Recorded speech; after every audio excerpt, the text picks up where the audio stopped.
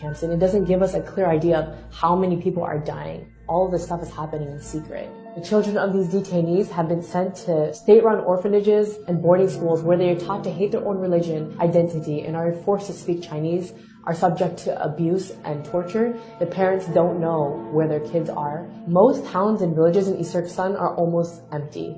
Around 70 to 80% of the civilians are all gone. You walk through the street and it's eerily silent because most people are in some form of detention or prison. Schools and factories are now being transformed into these concentration camps. The entire nation of East Turkestan has essentially become a dungeon for its people because China monitors their every action, even in the homes. So there are millions of Han government cadres who are living in Uyghur homes to make sure they're not engaging in religion and to assess their political views. Practicing Islam is completely banned.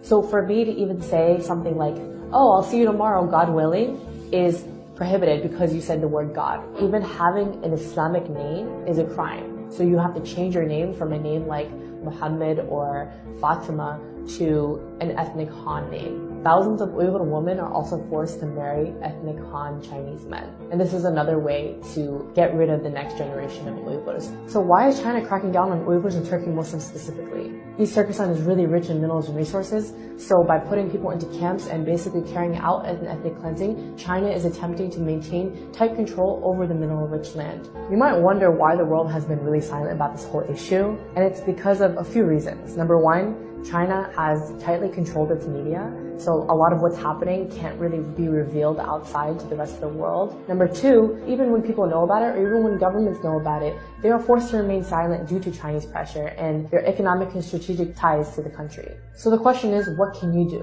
What we need to do is raise awareness, because right now, most of the world has no idea that this is happening. Pressure your government leaders to acknowledge China's occupation of East Turkestan and its systematic campaign to wipe out the Uyghurs and other people of East Turkestan. Support your local Uyghur communities. They're in dire need of international support. Come out to their protests. Organize protests in front of Chinese embassies and bodies that can actually take action to challenge China's ethnic cleansing of the Uyghurs.